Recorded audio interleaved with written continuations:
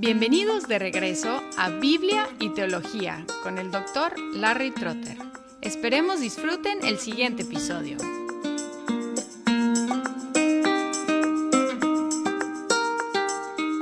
En el primer episodio en esta serie sobre Habacuc, encontramos que el profeta se quejó contra Dios por la violencia que observaba a su alrededor en Judá. Eso sucedió alrededor del año 600 a.C. Y ahora encontramos la respuesta de Dios en el capítulo 1, los versículos 5 al 11. Miren entre las naciones, observen, asómbrense, quédense atónitos, porque haré una obra en sus días que ustedes no la creerían si alguien se la contara. Porque voy a levantar a los caldeos, pueblo feroz e impetuoso, que marcha por la anchura de la tierra para apoderarse de moradas ajenas. Imponente y temible es, de él mismo proceden su justicia y su grandeza. Sus caballos son más veloces que leopardos, más astutos que lobos al anochecer. Al galope vienen sus jinetes vienen de lejos, vuelan como águila que se precipita a devorar. Vienen todos ellos para hacer violencia, su horda de rostros avanza, recoge cautivos como arena, se burla de los reyes, y los gobernantes le son motivo de risa,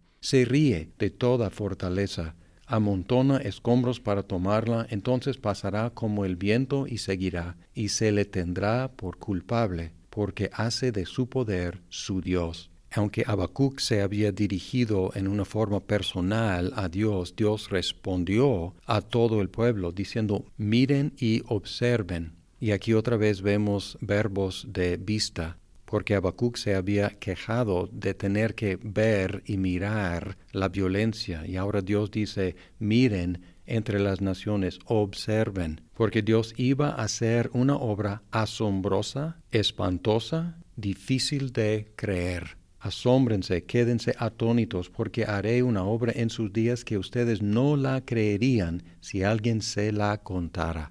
¿Y cuál fue esa obra asombrosa? Dios iba a levantar a los caldeos, aparentemente para castigar a Judá, cosa que vamos a confirmar después en este libro de Habacuc. Los caldeos. ¿Quiénes eran los caldeos? Los caldeos eran el superpoder creciente que salió casi de la nada y rápidamente conquistó a Babilonia y tomó su nombre. Entonces los caldeos y los babilonios llegaron a ser el mismo pueblo. También conquistaron a Asiria, a Siria, a Egipto y a la tierra prometida. En este plan de levantar a los caldeos, Dios no ignoraba el carácter de los caldeos. Al contrario, Él proveyó una descripción detallada de ellos en los versículos 6 al 11. Los llamó feroces, impetuosos, poderosos, imponentes, temibles, una ley para sí, astutos, devoradores, violentos, burlones, culpables, adorando su propio poder como su Dios. Esta respuesta de Dios sí parece ser increíble, es decir, imposible de creer porque parece ir en la dirección equivocada. Habacuc se quejó que Dios le hizo ver la violencia y Dios dijo a Habacuc y todo el pueblo que vieran más violencia. Al mismo tiempo hay una cierta justicia poética en esta respuesta, porque muestra a los judíos el resultado final de su manera de vivir. Si ellos quisieran vivir por la violencia, Dios les mostraría la violencia. Si ellos quisieran vivir como una ley para sí, Dios les mostraría cómo es vivir bajo un poder que es una ley para sí. Si ellos quisieran vivir autónomos, Dios les pondría bajo el poder de un pueblo autónomo. Si ellos quisieran vivir por el principio de que la fuerza es el derecho, Dios les mostraría cómo es vivir bajo ese régimen de que la fuerza hace el derecho. Vamos a leer de la respuesta de Habacuc a la respuesta de Dios en el próximo episodio, pero por lo pronto podemos observar que el versículo 5 es uno de los dos versículos de Habacuc citados en el Nuevo Testamento y lo encontramos citado en Hechos 13:41. Pablo citó este texto de Habacuc a los judíos en la sinagoga de Antioquía de Pisidia, advirtiéndoles que no rechazaran la obra asombrosa y difícil de creer que Dios iba a realizar. Él dijo: miren, burladores, maravíllense y perezcan, porque yo hago una obra en sus días, una obra que ustedes nunca creerían aunque alguien se la describiera. ¿Y cuál fue esa obra difícil de creer que Pablo proclamaba?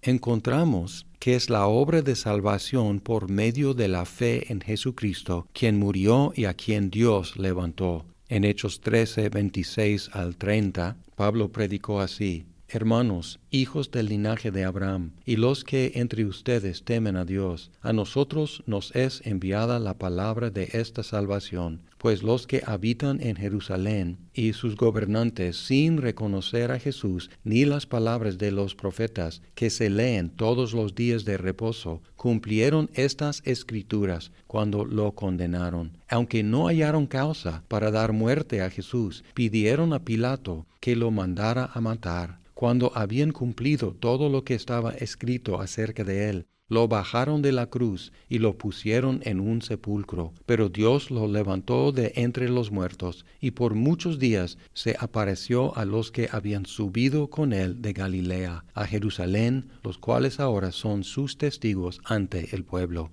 Y luego en el 38 y 39. Por tanto, hermanos, sepan que por medio de él les es anunciado el perdón de los pecados, y que de todas las cosas que no pudieron ser justificados por la ley de Moisés, por medio de él, todo aquel que cree es justificado.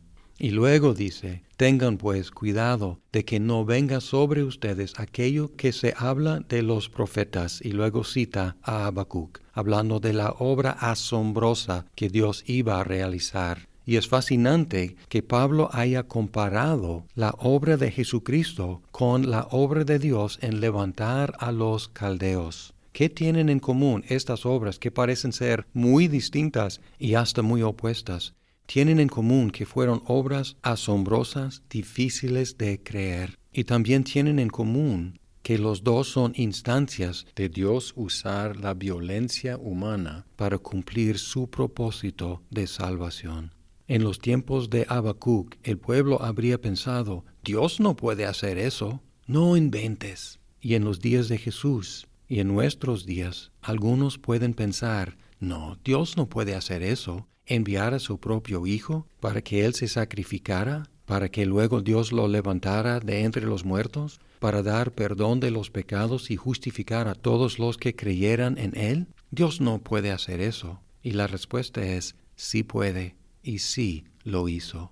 Esta es la máxima obra asombrosa de Dios.